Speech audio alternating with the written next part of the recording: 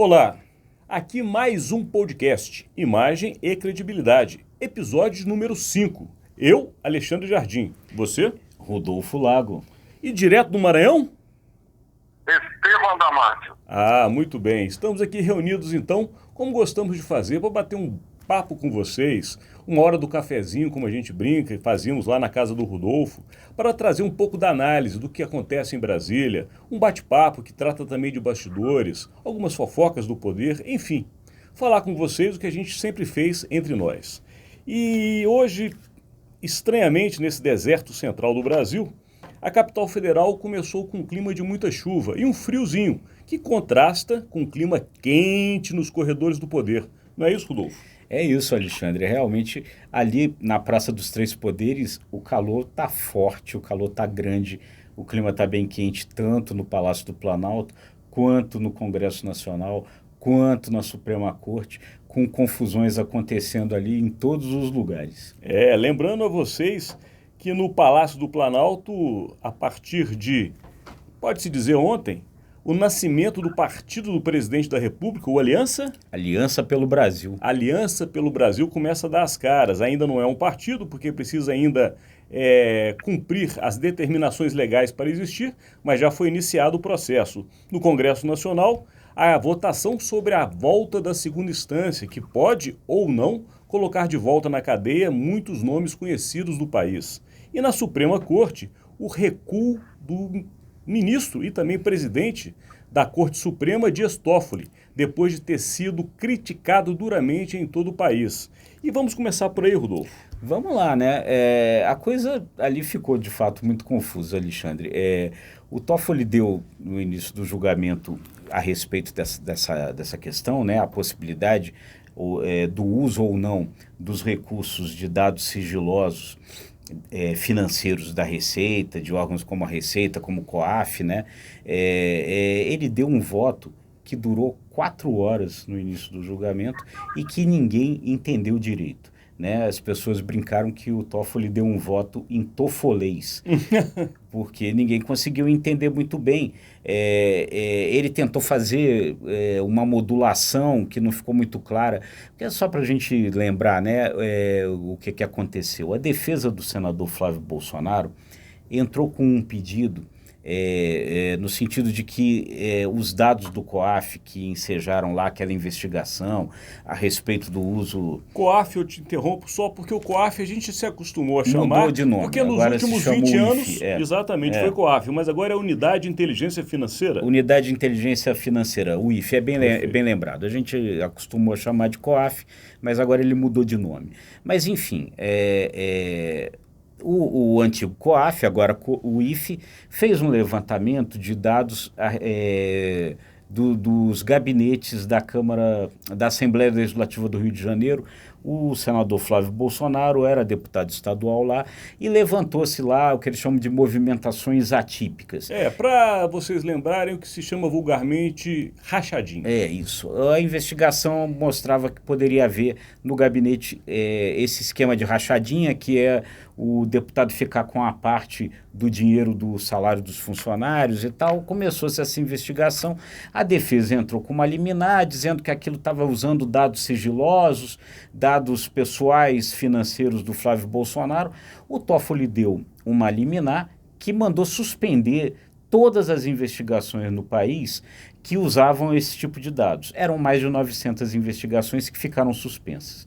Quando isso foi a julgamento pelo plenário, ele, como o relator desse caso, deu o primeiro voto e ele fez uma coisa confusa. Ele deu um voto longuíssimo, onde ele meio que relativizava, dizia o seguinte: olha, pode usar, desde que tome determinados cuidados, pode usar assim, não pode usar assado, e ninguém entendeu quando era assim, quando era assado, ficou uma confusão danada. Ele ficou lá 4 horas votando, no dia seguinte ele ainda voltou para explicar, e ninguém ainda compreendeu direito, né? E aí o julgamento foi suspenso e vai retornar somente agora na próxima quarta-feira com 2 votos. Votou ele e votou o ministro Alexandre de Moraes, que abriu já uma chamada divergência, né? com relação ao voto do Toffoli. Ele disse não, o Alexandre de Moraes disse, não, esses dados podem ser usados pelos organismos de investigação sempre, de qualquer jeito, não tem problema, não tem restrição.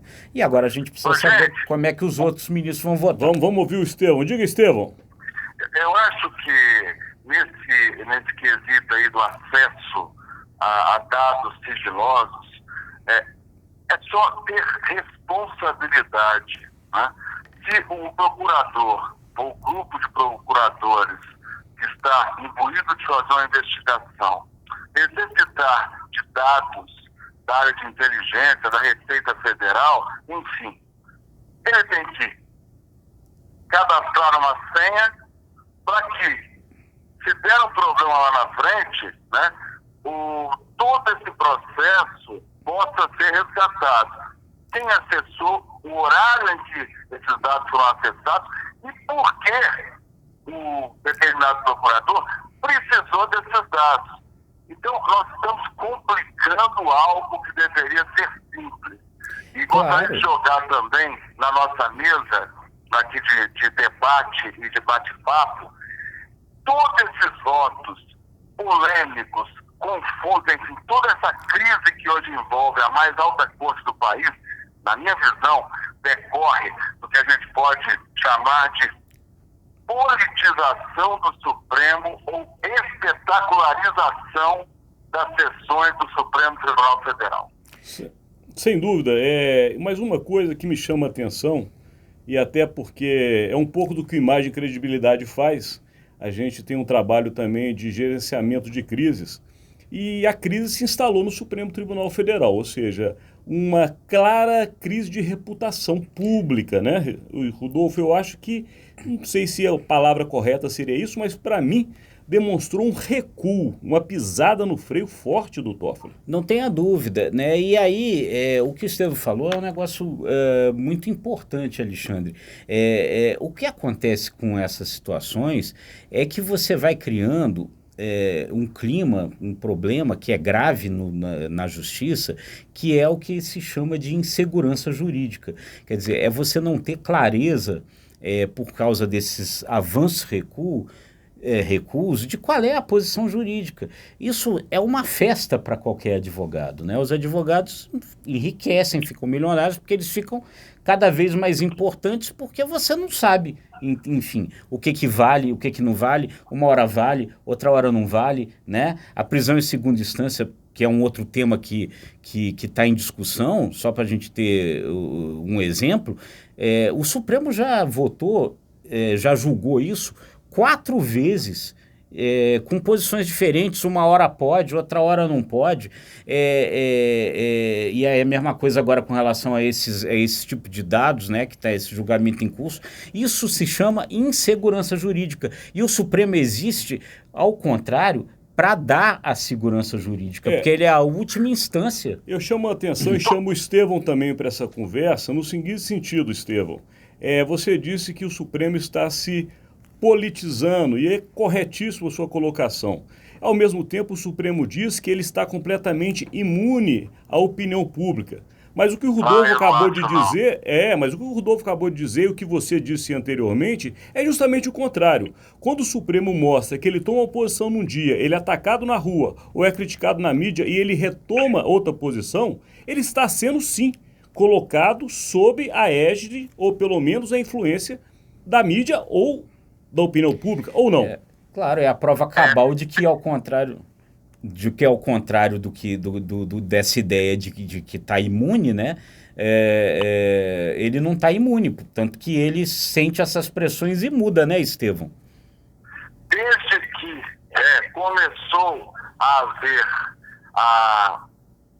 a divulgação e que as sessões começaram a ser transmitidas ao vivo, o que, abrindo um parênteses, eu acho excelente. Quanto mais transparência, melhor. Todos nós temos obrigação, em determinados casos, de acompanhar ao vivo a transmissão direto do plenário do Supremo. Esse é o lado bom, mas há o lado ruim. Nada justifica, na minha concepção, um voto de 4 horas. Nada justifica, por mais importante e estratégico que seja o tema que está sendo debatido. Então, desde que as sessões começaram a ser transmitidas ao vivo, mudou o comportamento dos ministros do Supremo. E eu acho que o ministro Joaquim Barbosa fez muito mal, nesse sentido, à imagem do Supremo Tribunal Federal. Os votos e as colocações do ex-ministro do Supremo, Joaquim Barbosa, elas ultrapassavam muitas vezes o caráter técnico. Eram votos ou colocações pesadas, né, carregadas de um teor político. Então, os embates que Barbosa teve com Gilmar Mendes e Lewandowski, por exemplo, acabaram por aprofundar a divisão hoje existente dos ministros do Supremo. É inadmissível que em praticamente todas as votações polêmicas nós tenhamos o placar já conhecido, 5-5, com o voto de Minerva do presidente da Corte. Por que essa divisão se acirrou nos últimos anos? É uma boa reflexão, meus amigos. Não tenha dúvida, né? Quer dizer, você hoje tem aquelas situações, a turma que prende, a turma que solta. O Supremo ficou muito sanguíneo, né? Aquele episódio do Barroso com o Gilmar Mendes, né? Bem lembrado. Virou até samba canção, né? Você é uma pessoa horrível. Aquilo, olha, é ruim isso para o Supremo, né? É porque é a corte que deve demonstrar, pelo menos a gente esperaria que demonstraria ao país o local de mais seriedade, onde a gente coloca as nossas esperanças, onde a gente sabe que se o parlamento não corresponde ao nosso anseio, se o presidente às vezes comete desvios, na Suprema Corte a gente poderia ter confiança. O que está acontecendo hoje é que nem na Suprema Corte a gente está podendo confiar. É isso, é isso. E voltando àquilo que a gente estava falando, é muito complicado, porque a Suprema Corte ela existe justamente para isso, né? Para tirar essas dúvidas, para a gente ficar, para ficar claro o que vale e o que não vale. Quando ela não tem clareza disso, ela tumultua todo o processo jurídico do país, e isso é muito perigoso. Eu vou puxar o assunto agora. Passou da hora, viu, Alexandre? Só para encerrar esse capítulo, passou da hora do país rever o processo de indicação dos ministros. Eu acho que por mais profissional, por mais reputação ilibada que o ministro do Supremo tenha ou deva ter, o fato dele ser indicado pelo presidente da República numa corte onde ele vai se deparar com inúmeras ações que vão dentro dos interesses do Palácio Planalto, isso prejudica muito, talvez seja um dos elementos que estejam acirrando o clima no Supremo Tribunal Federal hoje. Indiscutivelmente, a gente continua a respeitar e ter uma consideração suprema pela Suprema Corte do Brasil. O que a gente faz como brasileiro aqui, também como jornalistas que cobrimos o poder, é justamente colocar nossa expectativa que, de fato, essa Suprema Corte retorne aquela emblemática corte que todos nós víamos com muito orgulho, com muita satisfação e com muito respeito. E aproveito até a deixa relacionada ao que você disse também, Estevão, da TV e ter colocado a Suprema Corte na televisão, a mudança da postura e do posicionamento dos ministros, e me lembro,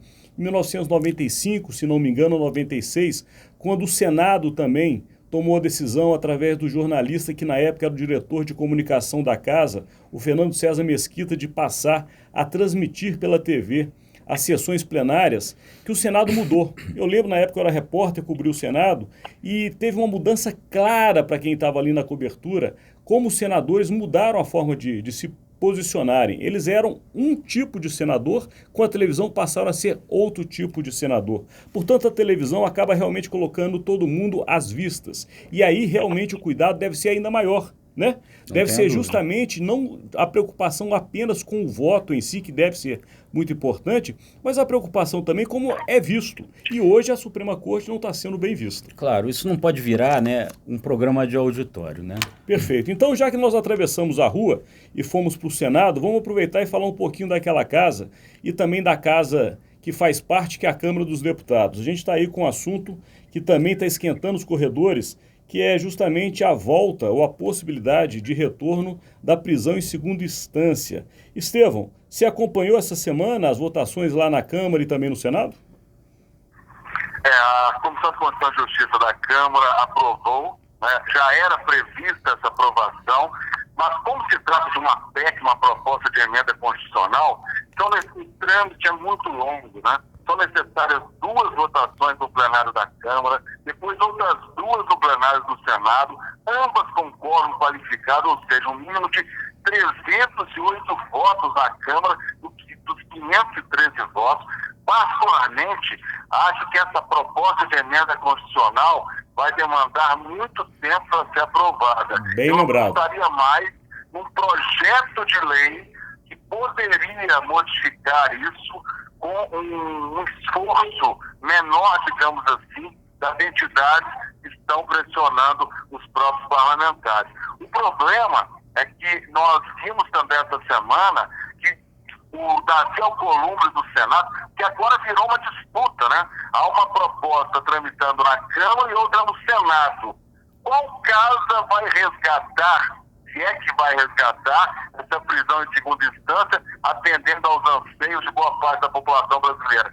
Com essa disputa, me parece que o Davi Alcolumbre já está jogando essa matéria, ou tentando jogá-la para o ano que vem, hein? Isso é uma situação preocupante, porque quando se iniciou a possibilidade de retorno da segunda instância nas 2 casas, a ideia, pelo menos, foi o que foi divulgado, era que justamente corresse com esse assunto para que se tivesse uma decisão que atendesse justamente o anseio popular, já que a Câmara dos Deputados é a casa do povo, e a partir daí tivesse uma votação que retomasse a prisão em segunda instância. Mas a conversa realmente, neste final de semana, chegou nesse nível. Como é que você está vendo isso, Rodolfo? Então, e de novo, né, Alexandre, de novo, Estevão, a gente tem aí como causa inicial desse processo a falta de clareza sobre as posições ali da Suprema Corte, né? A Suprema Corte mudou algumas vezes de posicionamento com relação a se é constitucional ou se não é constitucional a prisão em segunda instância. Por conta da última mudança, essa coisa vai para o Congresso, né? Para o Congresso regulamentar isso de vez. O problema é que tanto na Câmara como no Senado existe agora um receio sobre como fazer isso para justamente não criar uma outra questão constitucional que volte lá para o Supremo dizer se aquilo pode, se aquilo não pode, e de novo a gente caia nessa confusão. Então estão hoje, presidente da Câmara de um lado, presidente do Senado de outro, tentando ver como é que eles podem fazer essa mudança sem esbarrar em cláusulas pétreas da Constituição, para que isso depois não vire uma outra ação lá no Supremo, que de novo gere um outro julgamento, que de novo o Gilmar chame o Barroso chame o Gilmar de pessoa horrível e vire essa confusão outra vez. Para evitar essa confusão é que existe um pouco de receio ali e um pouco de pisar em ovos ali de como fazer isso, né?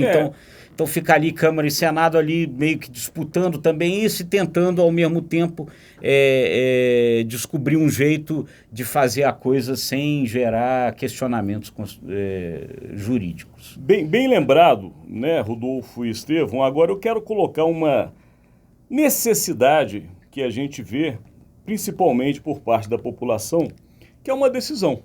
Porque essas discussões de Brasília, a gente que acompanhou isso por muitos anos e ainda acompanha, ela se torna notícia diária, que leva à mídia os prós e os contras, mas a população quer uma decisão. E essa decisão, ao que tudo indica, não sai mais esse ano. E aí eu queria colocar justamente esse ponto na mesa para que vocês, juntamente comigo, raciocinassem. Vamos fazer aqui uma votação, uma pequena enquete. Alguém acredita que essa votação em segunda instância volte ainda em 2019, já que o Congresso entra em recesso daqui a algumas semanas? Não acredito, acho que vai para 2020. E você, Estevão? Eu também acho. 2020 com um componente interessante, coincidindo com o ano de eleições municipais, hein? Pronto, era exatamente o que eu ia falar. Aí a gente pensa que o Congresso retorna só em fevereiro. A data normalmente é 15 de fevereiro, não sei se vai cair no final de semana, mas mesmo que caia, o Congresso às vezes retorna nesses dias. Voltando em fevereiro, por mais que haja empenho, como você lembrou, Estevão, é um ano eleitoral. Muitos deputados que são candidatos a prefeituras já começam a se colocar preocupados com a eleição e não mais com as votações na Câmara dos Deputados. E aí, temos o risco de nada acontecer e tudo ficar como está? Pois é, né? E aí, enquanto isso acontece, o principal personagem político que tem envolvimento com essa discussão, que é o ex-presidente Lula, está aí fazendo campanha, é possivelmente candidato em 2020, dependendo da sua situação jurídica com relação a isso. E de novo a gente fica, que foi até uma situação que a gente viveu na última eleição. É candidato, não é candidato até a última hora, depois deixa de ser candidato. Isso não é bom, né, para o processo democrático. Né? E aí, o que você vê disso aí, Estevão? Eu também acho que eu concordo inteiramente com o Rodolfo. Infelizmente, acho que o calendário eleitoral vai literalmente engolir não somente essa proposta, mas também outras propostas estratégicas para o andamento da economia brasileira. Eu acho que o grande desafio no ano que vem é de fevereiro até junho tentar limpar a pauta com votações que realmente importam ao país. Votações que possam, de fato, mexer com o dia a dia das pessoas. Porque de julho para frente, segundo semestre, obviamente, vai ser tomado pela corrida eleitoral nas prefeituras do país. Com uma outra dúvida aí, né, que eu queria colocar para vocês, Alexandre e Estevão, que é o seguinte: essa próxima eleição é ou não é com o novo partido criado pelo presidente Bolsonaro? Ele consegue ou não consegue viabilizar esse partido para disputar as próximas eleições? Bem lembrado, Rodolfo, bem lembrado. Vai depender das assinaturas digitais. Será que o Tribunal Superior Eleitoral vai considerar as assinaturas digitais? São quase 500 mil necessárias, né? Realmente o prazo é muito curto, né? Mas vamos lembrar que hoje em dia, com as mídias sociais e com este novo canal de informação, o qual o presidente Jair Bolsonaro sabe usar muito bem, e graças a, inclusive, essas redes sociais ele chegou à presidência da República, eu não duvidaria que ele consegue esse número de assinaturas. Eu não sei se a legislação e a burocracia de Brasília vai conseguir ser tão rápida como as redes sociais são. O grande problema disso, Alexandre e Estevão, é a confirmação dessas assinaturas, se for autorizado que elas venham por meio eletrônico, né? O grande problema disso é como confirmar, e a Justiça Eleitoral ainda não tem uma clareza disso. Ela deve exigir um processo de certificação digital para cada assinatura, e a gente ainda não tem aplicativos, tecnologias colocadas aí no sentido de garantir a certificação de quase 500 mil assinaturas dessa forma, porque senão o processo pode ficar viciado, né? Quer dizer, você conseguir esses apoios aí via WhatsApp, onde a gente sabe que muitas das pessoas ali não existem de verdade, que você tem, né, pessoas fantasmas, você tem todo esse tipo de coisa. Então, é preciso ter uma forma concreta, segura, de mostrar que todas aquelas 500 mil assinaturas correspondem, de fato, a uma pessoa de verdade. Esse é o grande problema. Eu concordo com você. Gente, diga Estevão. Só para eu me despedir, né, rapidamente, a estratégia do presidente Bolsonaro, você pode não concordar com essa estratégia, mas ela é relevante, né?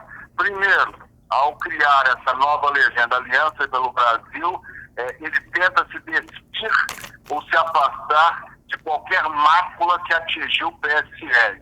Né? Ele tenta separar o que para ele é dois do trigo. Deixei o joio no PSL e trouxe o trigo para a Aliança pelo Brasil.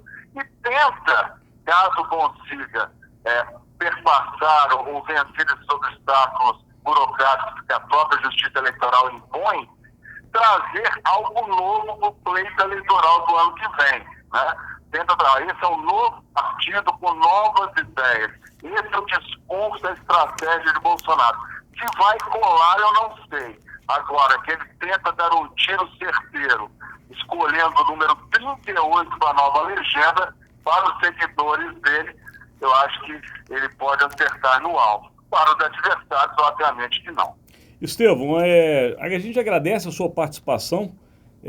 Quem nos acompanha sabe que o Estevão está lá cuidando da Radiodifusora do Maranhão, um projeto belíssimo, juntamente com o SBT, e ele tem um compromisso da diretoria nesse momento e vai nos deixar. Mas, de qualquer maneira, os comentários dele estão aqui registrados. E na próxima semana você está com a gente, né, Estevão? Semana que vem, certamente. E vamos sempre melhorar essa nossa comunicação, né? Não, vamos sim. Estevão, então, sucesso aí na sua reunião e a gente continua por aqui. Um abraço, Alexandre, Rodolfo, um abraço a todos. Abraço, Estevão. Rodolfo, eu queria aproveitar essa colocação do Estevão e fazer duas observações. A primeira delas vem um pouco de encontro ao que você disse com relação às assinaturas e a possibilidade até de fraude. Em primeiro lugar, eu deixo claro e reforço que a minha tese sempre é de respeito à legalidade e o cumprimento das regras. Porém, a minha observação é que um presidente eleito com quase 50 milhões de votos, ele consegue 500 mil assinaturas facilmente, é o que eu penso. Porque ele tem eleitores suficientes para isso e apoiadores também suficientes. A segunda observação que eu faço é quando o Estevão coloca que ele separou o joio do trigo e ficou com o trigo. Conhecendo a política como a gente sabe, em Brasília não se separa joio do trigo. O trigo está impregnado, o joio está impregnado ao trigo e para onde ele for, o joio irá junto. Enfim, eu acho, Alexandre, que ele tem ainda alguns desafios aí, sabe? As questões... formar um partido não tem sido algo assim tão simples, né?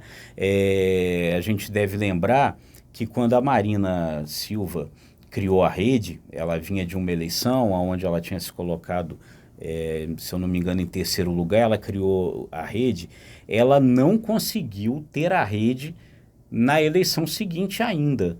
Você deve lembrar disso, que ela foi candidata a vice na chapa do Eduardo Campos, se filiando ao PSB, dizendo que aquilo era uma situação...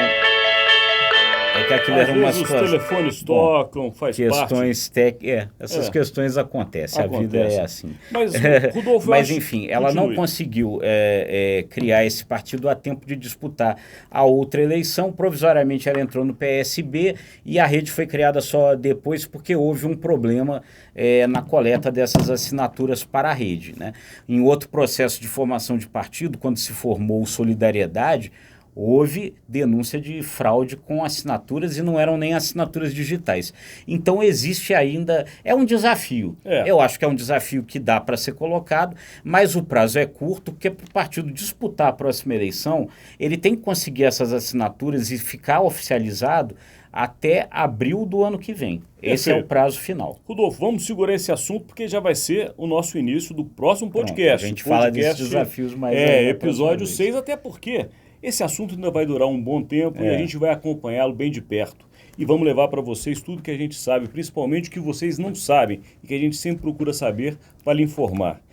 Saiba também, dentro do que você deve saber, que muito do que a gente faz aqui é levar para você a nossa informação. Mas nós fazemos muito mais do que isso. Nós temos cursos digitais, nós temos vários serviços que são acessíveis a você através da nossa rede Imagem e Credibilidade, o nosso site. Através desses instrumentos ou desses canais, você vai poder conhecer um pouco mais do que nós fazemos. Faça isso, interaja conosco, vá às redes sociais do Imagem e Credibilidade. E, Rodolfo, aqui no nosso grande parceiro Jornal de Brasília, né, do qual a gente sempre fala muito bem, porque sabemos da importância desse jornal na capital federal e agradecemos esse apoio. Isso, e nos veja também, podem nos ver também pelo Jornal de Brasília, né, Alexandre? Bem lembrado. Tá, nós estamos também no site do Jornal de Brasília com esse podcast e lá também tem outras informações importantes sobre a política, sobre a cidade, né? Outras coisas que você pode ler também lá no Jornal de Brasília. Bem lembrado. Então esperamos você no próximo episódio de Imagem e Credibilidade. Eu, Alexandre Jardim. Eu, Rodolfo Lago. E lá do Maranhão, o Estevão Damasio, né? Isso. Até.